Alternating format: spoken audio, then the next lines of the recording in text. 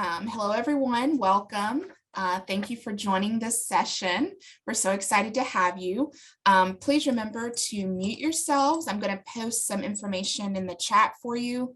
To just, remember to keep your microphones muted while we're going through this presentation. But you can ask any questions at any time in the chat window, or if you want to raise your hand, you can do that as well.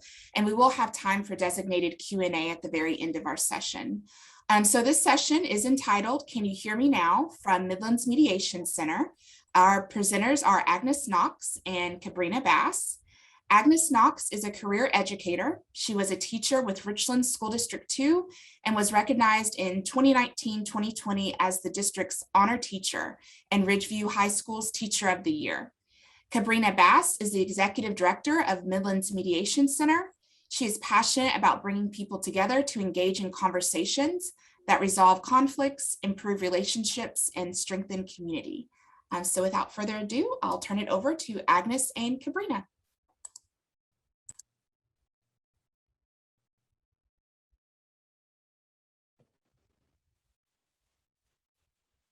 Hello, everyone. Can you hear me?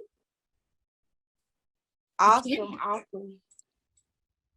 Thank you so much for your time and your patience in joining us here today with this presentation. I am so excited about this topic and about being able to re-engage with everyone in South Carolina, with families, with community partners, with district officials, and also with educators across the state in this opportunity to just explain a little bit about who I am and what we do, and just give some insight on how we could see and build a peaceable community together, how we can interact and intertwine of those things. And so one of the things I want to do is first thank Teresa for reading my bio and share a little bit more about myself, right? As an educator, they say a picture is worth 1,000 words. And with my career in education, I've collected thousands, literally thousands of pictures over time. And so here are a few of those pictures that we have, dressing up, participating in Halloween activities with my students, being able to walk and share the stage with one of my best friends, and also to support a student and his late mother who wasn't able to be there for his senior night. Being able to present at South Carolina Council of Teachers of Mathematics was one of the highlights for me. That was actually one of my first times presenting at a state conference. Being involved, right? How many people here are educators that have been involved and were sponsors? Being able to take a group to the Beta Club National Convention for the first time. And here are some of my colleagues. We are all teaching fellows. We came out the same year in 2010, and we all went to grad school together, and we all started at Ridgeview High School together. And those two are still there doing great things. One is now at the district office. So being able to share that experience as well, commemorating wonderful activities through prom with some of my AP Stats students. It was an awesome time. Having parent cafes in full spring Hawaiian get up from activity day for that Spirit Week. One of the best moments was being able to go with my colleagues. We went to see the movie Harriet. And so this was a picture that was taken afterward. Their families, some of them had their families there as well. And so that was just a special moment. And if anyone remembers this day, this was the All Out May 1st day with SC for Ed, and being able to participate with colleagues and also some of my students who were there speaking on that day, sharing that opportunity to advocate and have advocacy as well. All these pictures say something different about my career, and they show a highlight of that. But one of the best highlights that we didn't talk about yet was the day that I was announced as a top 5 finalist for District Teacher of the Year. And here at this moment, I was named I was named one of the district honor roll teachers, and it was a great moment. But in the chat, what I want you all to do is to type in what you think some of those things were mean. What would this picture say? Looking at these pictures, what do these pictures say here? If you could type in the chat. Now I'll be looking down as well.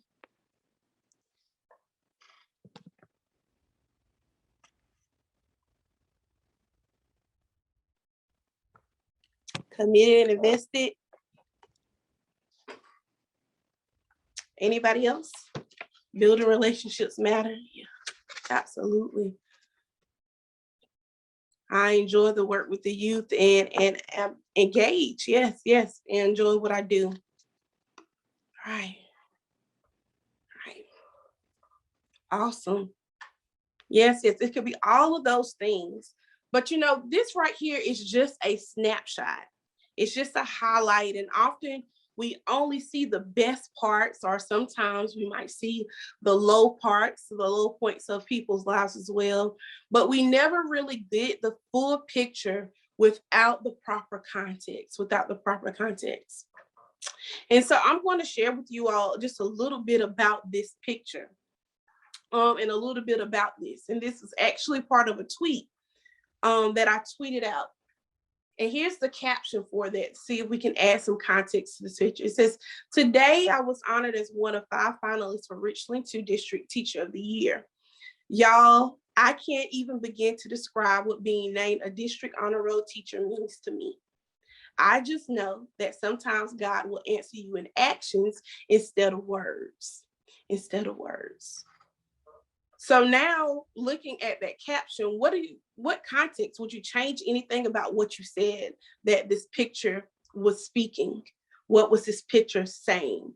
Would we change anything about that?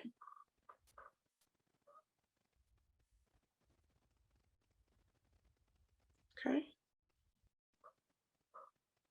Nope, no changes. Okay. Awesome. Is there anything that you're curious about? Hard work and dedication pays off you. Is there anything that you're curious about?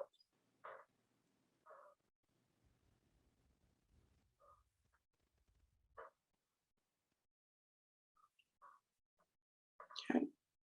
Well, let me go ahead and share with you about this highlight, this snapshot. This version of who I was going through an entire divorce at the time. Yep. This version of who I was stressed out so bad she had to get her blood pressure checked once a week by the school nurse. This version of me was going through suffering. Let's talk about the PTSD that teachers and educators face through secondary trauma, right? Trying to help, trying to fix. This version of me was just over it. At least once a week, I was asking God to send the rapture at some point in time. I was over it. If you look at the picture, there's this board behind that has like a little Mardi Gras thing. It was at one point in time was full with pictures and notes and kind words from students. But this version of me was over it. If you look in this picture, I have on a purse. That was so over it that she was ready to pick up and go at any time. Okay, can I admit something, Agnes? I noticed the purse and I thought, if he's coming into your room to present you with an award, why do you have on your purse? But then I thought, no, that's not what they're looking for, so I'm not going to say anything. Oh no, hey. I'm glad you said something. Yeah, a picture like I kept a purse on because at any time, if I needed to jet out, I was gone. I was leaving. It was rough. This version of who I was. You know, this version of who I was struggled with fighting against people that I was supposed to be fighting for, whether that was colleagues, whether that was teachers, whether that was students, whether that was parents in the community. I was tired of fighting. I was tired of struggling. And so my question is, can you hear me now? Can you hear what I'm saying now in this picture, now that I'm adding this context to it? And a lot of times we see we see one instance of an individual, or we see one particular subset of an individual, and we write the whole story. We think that it tells the whole picture, but we will never really know unless we ask some of the tough questions, or even if we just had the conversation. So too often, it's not about the things that we can visibly see, but about the things that we can't see as well. The things that we can't see as well. So there's some questions that we have to answer. So how do we begin to uncover in the proper context? And then the next question is, why is it even important to consider? Why is it even important to see even what we're not seeing, or to hear even what we're not hearing? And how do we do that? How do we begin to uncover that? And so there's two ways: through the art of conversations and communication. And that's what we are about here at Midlands Mediation Center. But first, let's talk about the why. I always want to say, as an educator, why are we learning this? Why is this important? Why should we have this? So I came across this quote a few days ago. Can you hear me now?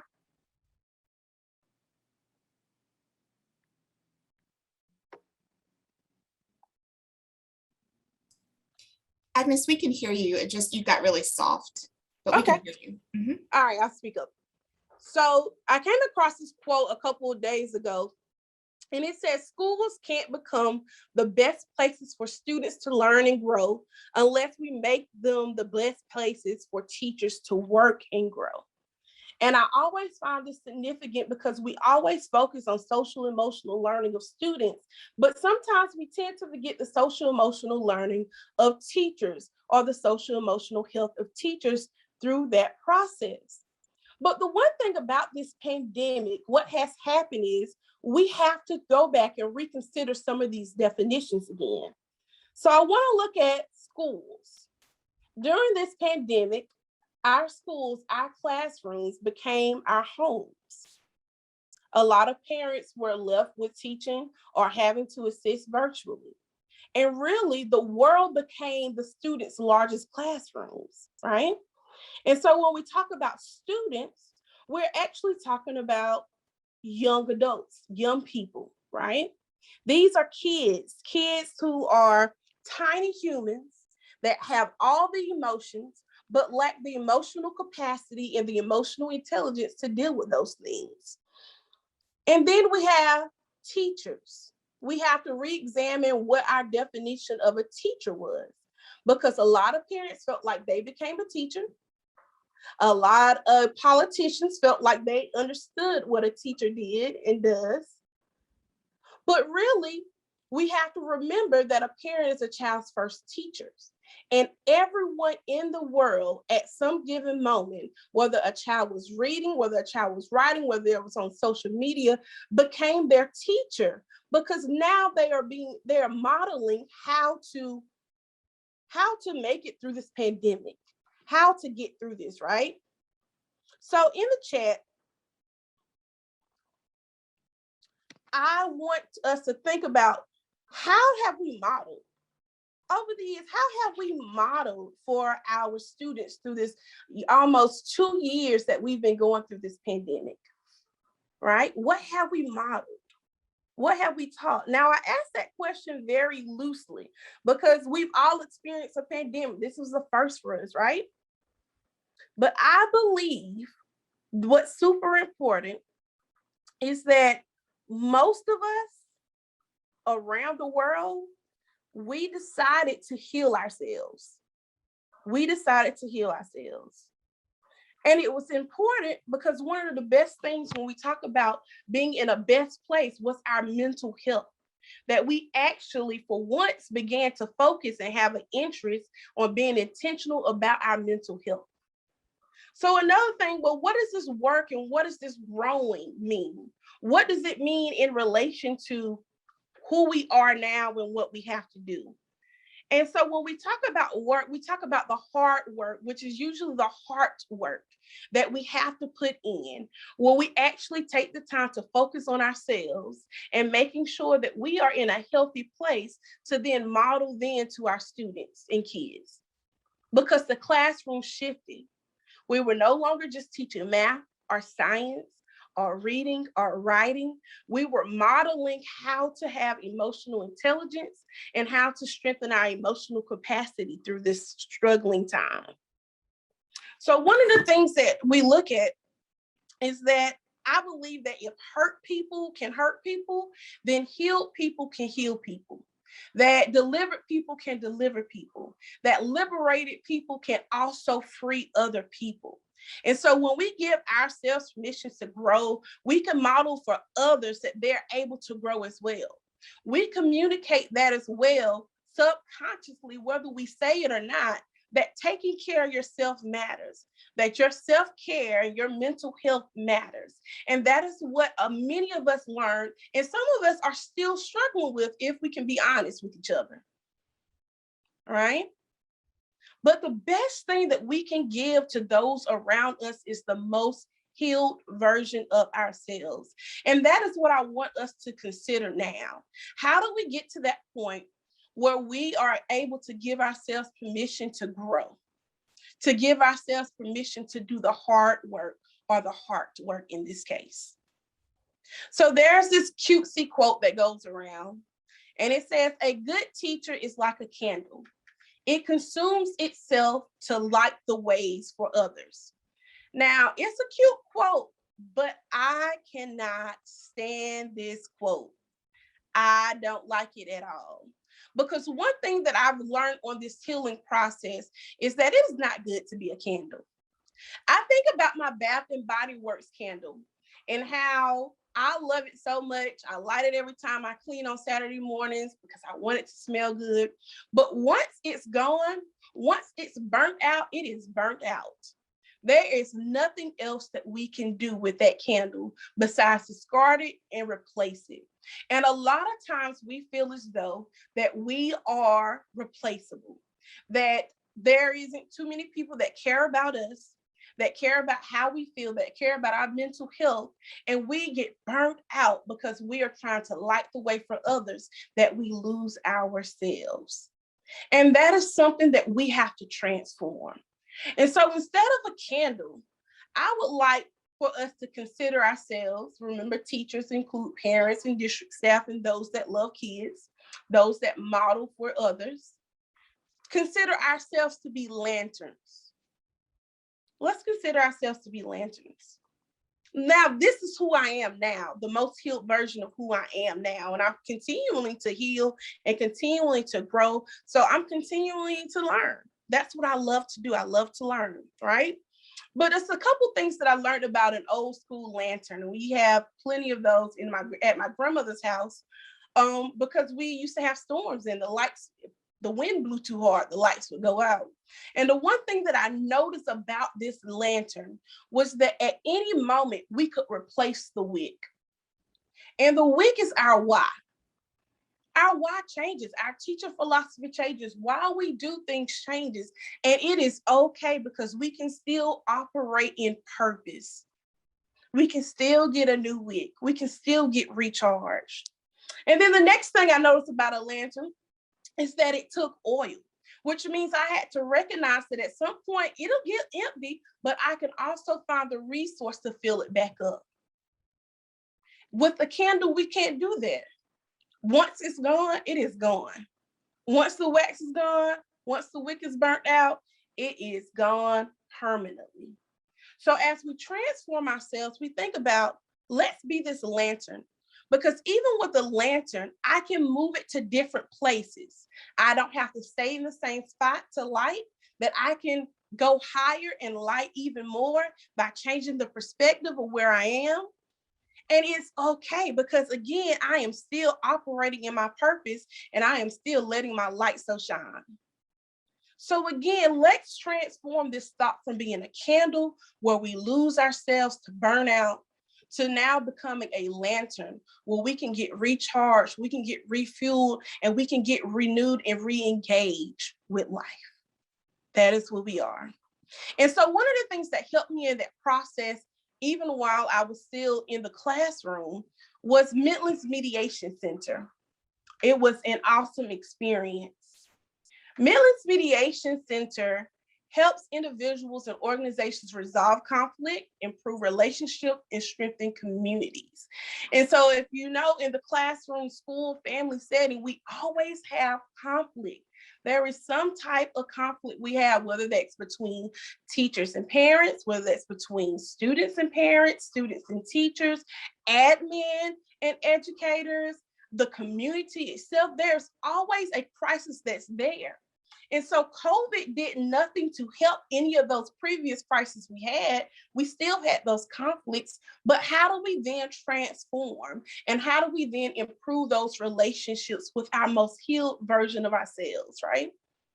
And how do we strengthen those communities? And so with Midlands Mediation, some of the services that we offer are some community-based collaborative services where we're about the community, because we believe in self-determination, that the people have the right and the ability to resolve their own conflicts. We also offer group facilitation for conflict resolution, consensus building and decision-making, and we most definitely offer training and skill building workshops for individuals, organizations, and agencies. And we're actually going to go through an activity that helps us be present, that helps us be intentional, right? And so my goal as the youth coordinator is to look at school community conflict, and we can look at it as a broken road. And sometimes we can't necessarily fix the road, but what we can do is build bridges to make sure that we can build peaceable communities where we're going in the right direction. So what is conflict? What do we notice conflict to be? And so here's the definition. It says conflict arises from differences between people and goals, perceptions, understanding, values, expectations, status, culture, or behavior. So in the chat, what I want you to do is to put in, what are some of the conflicts that we are facing today? What are some of the conflicts that COVID did not help? Go ahead and put those in the chat.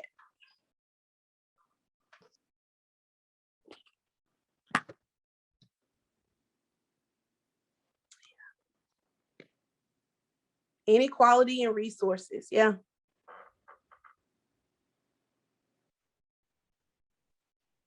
Anybody else?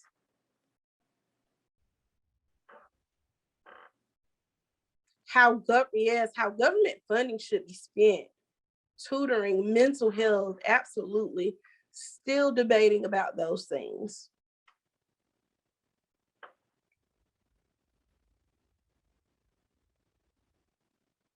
Okay. So one of the things about this, making sure your message, yes, absolutely. Virtual or face-to-face, yes. Parent, teacher, students, relationships, absolutely, yeah. How communities value educators, yeah, absolutely. So one of the things that I want you to take from this is that conflicts are natural, normal, and inevitable. They are going to happen. We are bound to have a conflict. We're bound to have a difference because there's differences in people. There's a difference in how we see things. Yeah, between cultures and values with teachers, parents, and also students, and how we value education. Those conflicts are still there and they're not going anywhere. But our response to conflict determines whether conflict drives people apart or brings them together. And so when we transform sometimes from that candle to that lantern, we are then our most healed version of ourselves. And now my response to conflict can actually be a response versus a reaction. So conflicts present opportunities for change, for growth, for creativity, for better understanding of other people and their different perspectives. And so when we look at the implications of COVID, we can still build a peaceable community, and we can still imagine and revolutionize what education looks like by looking at the conflicts that we're presented with as those opportunities. Now, it takes a genuine effort in being intentional on bettering our relationships. Whether we disagree or whether we agree or not on certain things, it takes a level of intentionality. And doing so, we can all win. There can always be a win for us if doing so. But let's take a deeper dive into conflict. Right? So we have those limited resources. Unmet basic needs are different values. It's why those conflicts exist. So when we talk about how we spend the money, those are limited resources that we have. When we talk about the values of education between teachers, parents, and students, those are different principles and beliefs that are there. And when we talk about inequality and resources, those are some basic unmet needs that are there that may have to do with power or freedom or just belonging. So the conflict is there. We know that it's normal, but how we respond. Well, whether we give a soft response turns away wrath. There might be some denial that's there, some ignoring or withdrawal, or you might come in hard with aggression or anger, which is one of the strongest emotions out there, right? Or we can become principled. We could choose to be intentional in preserving our relationships and bettering our relationships through problem solving and understanding and respect. But in order to do that, we must think about how we assess conflict. And so this quote here says, at the core of our capacity to assess conflict is our ability to listen with patience, curiosity, grace, and hope. So we can't just listen. We have to listen with some things. We have to listen with some intentional values that we put in place: patience, curiosity, grace, and hope. So in the chat, or if you want to talk, why do you think we need those 4 things when we're assessing conflict? That we listen with patience, curiosity, grace, and hope.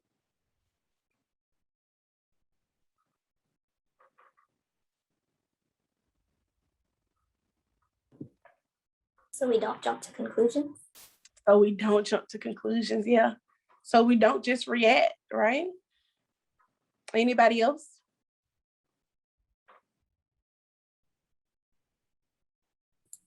To avoid escalation. Yeah. To get an explanation. Someone put in the chat, our brains move faster than our words. So if we are intentional, we respond without clear understanding. Yeah, we could possibly add fuel to the fire if we don't, right? So a lot of times with patients, and I love that Cabrina brought that up, because we do talk about that. Our brains do move faster, right? So there's a typical study points out that many of us spend 70 to 80% of our waking hours in some form of communication, whether that's listening, whether that's speaking, whether that's reading, whether that's writing. And of that time, we spend 45% just listening, whether that's taking in some form of media or listening to someone else, right? But more so, one of the reasons for poor listening skills is that we think faster than someone else can speak. Most of the time, we speak at a rate of 125 words per minute. However, we have the mental capacity to understand someone that can speak 400 words per minute if that were possible, right?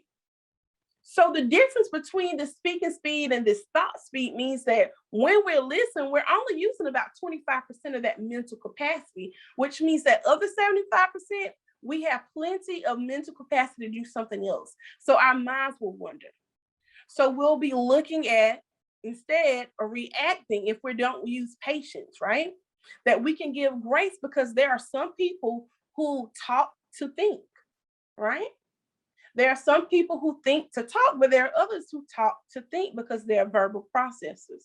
And sometimes we have to give grace. Sometimes that first reaction is an emotional reaction, an emotional outburst. And so when we use grace, we can do that. And curiosity, when we are our most healed versions of ourselves, and when we listen with curiosity, we are less accusatory, because now we're trying to understand where this person is coming from.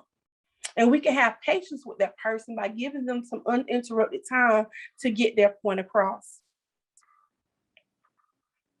So when we talk about communication, there are some key components to communication, right? We have someone that is speaking, we have someone that is listening. So our sender and our receiving. Our sender will communicate a message through whatever channel, whatever platform they may decide. And our receiver will receive that message through that channel, but they will have to do a bit of decoding. But throughout that, there's this noise that's there. There's this noise that's there. And there's also a feedback component in which we give a response back. So maybe that feedback is trying to understand, asking questions, paraphrasing, asking for clarification on a matter of how they felt, right? But I want us to talk about that noise, that part that we can't hear, or those parts that, what didn't I hear, right? So some noise or filters in this case could be culture, right? If I'm talking to someone of a different culture, maybe I'm just trying to understand through my culture, and that is a filter that I've just put up. A language barrier even. There are values that are different that add to the noise, to the background level, right? You know, sometimes we can be sitting in a restaurant and there's a whole bunch of talking, but we have to be intently on the person that is talking directly in front of us, because the noise can keep going on. And so these things are like noise, but the biggest thing is our intentions. What is our intention when we're having a conversation with someone? And oftentimes when we are trying to be that candle, we are just trying to fix. How can I fix this? But it's the expectation for me to fix or for me to just listen. And so those are some things that we have to be able to filter through. So how do we do that? How do we communicate effectively? Well, the speaker, we want to make sure that it's clear, concise, that they're objective by being impartial, that they're consistent. So if they have to tell their story more than one time, it should always be the same, right? That it's going to be complete, that all the necessary information is there, that we're relevant, and that we're understanding the audience knowledge. What are some things that I should assume that they know or don't know? I can't assume too much or too little in this case. So I need to make sure that I'm going to be clear, concise, objective, consistent, complete, relevant. But when it comes to actively listening, there are 7 key active listening skills: being attentive, asking open-ended questions. So that's that curiosity. That's that I'm not being accusatory, so I'm going to ask these open-ended questions so they can expound. Ask probing questions. Curiosity again. Requesting clarification. It is okay to announce that, hey, I didn't understand what you meant by here. We can also paraphrase, and being attuned to reflect on their feelings, right? A lot of times we have to validate people's emotions and understand where their emotions or interests are coming from before we can even move on past the conflict. It's a part of assessing, what is this conflict about? And then summarizing, making sure that we can do that. And this quote by Betsy Sanders, who's the former senior vice president of Nordstrom, says, to learn through listening is to practice it naively and actively. Naively means that you listen openly, ready to learn something, as opposed to listening defensively, ready to rebuke. Listening actively means you acknowledge what you heard and act accordingly. So we acknowledge that we heard you. We acknowledge that your feelings about this conflict. And now we can act appropriately, because now I can understand by asking those probing questions, is this a situation for me to fix, or is this a situation for me to delegate? So Julie and Treasure, we're not going to have enough time to look at this video, but I'm going to leave this here so you all will have access to it. And here's just a quick recap on 5 ways to listen better. He was doing a TED Talk on just listening in general, the art of listening.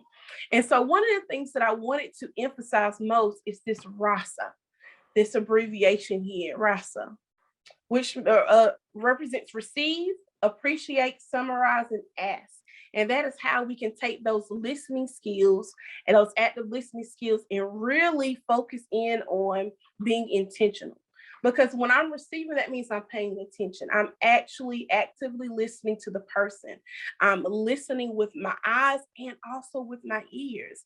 I'm looking to see what their body language is saying. I'm looking to see what they're not saying. I appreciate, and I show her that appreciation verbally. Thank you for your wisdom. I heard you say. And you also summarize what you heard.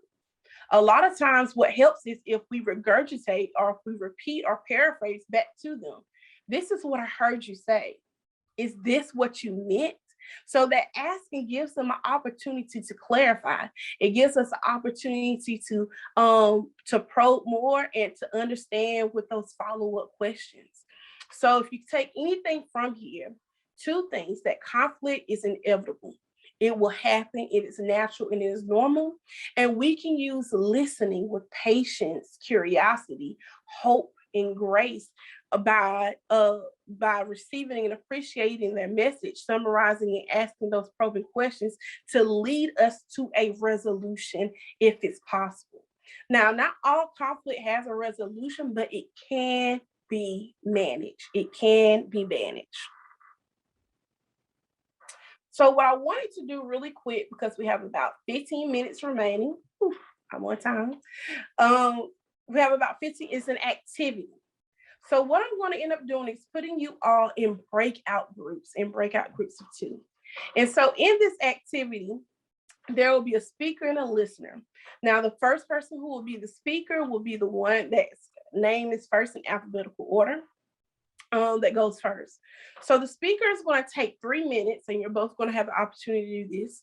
And you're going to share who you are, who's in your family, your biggest conflict for you in the pandemic, and the lesson you've learned from it. So keep in mind, this is going to be Vegas style. What said here happens here stays here, right? So the speaker will take 3 minutes to speak, answering those questions: who you are, who's in your family, the biggest conflict for you in the pandemic, and the lesson you learned from it. And that during that time, the listener is just going to listen. You're not allowed to say anything. You just listen in silence and you try to understand the speaker. So no nonverbal cues. We're not going to add to the noise, and no notes. Then the speaker will have a time to listen, because your listener will then have an opportunity to paraphrase in their own words the main points that they think they heard the speaker say. And after that, you're going to take 1 minute for the speaker to either confirm, correct, or clarify. And if there's more time left, you can ask any follow-up questions for the listener. And so then you all are going to switch. So again, 3 minutes to answer the questions: who you are, who's in your family, the biggest conflict for you in the pandemic. Take 2 minutes for the listener to paraphrase, and then 1 minute to either confirm, correct, or clarify. I sure will. Okay, so I'm going to stop sharing my screen. And I just wanted so you all could get to know us a little bit better and get down our contact information. I just want to say thank you all for paying attention, for being attentive and participating. Cabrina, who's my executive director and my lovely mentor and boss, would you like to add anything to the discussion? I just want to re-illustrate that one of the things that we found in our work is that from an educational standpoint, our children aren't only taught to listen as a core learning objective in kindergarten, but as you saw by the graph, 45% of our communication is in listening. So if we don't take time to teach our children how to listen, then we end up with a bunch of adults that don't know how to listen either. And so therefore we end up in conflict. And so if nothing else from this session, I just want to make sure that you can hear us now. Awesome. Are there any questions for us? I do have a question. Yes.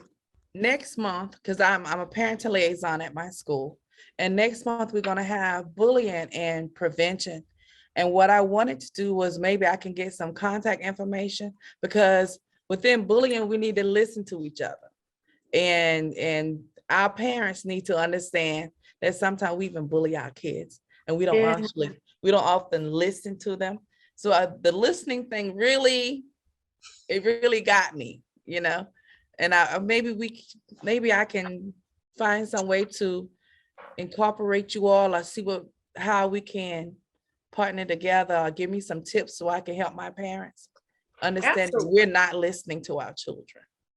Absolutely. Absolutely. And I tell people all the time, you know, children are just tiny humans.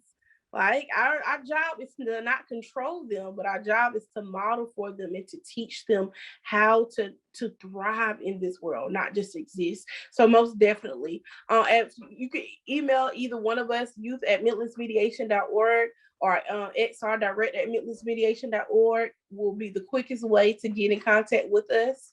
And our time is up. Oh, yeah, time is up. Sorry.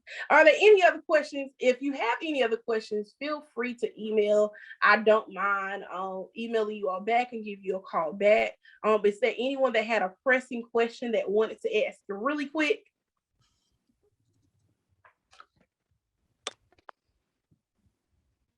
Awesome. Thank you so much for your time. We appreciate you all, and have a wonderful rest of the conference. Enjoy. Thank you.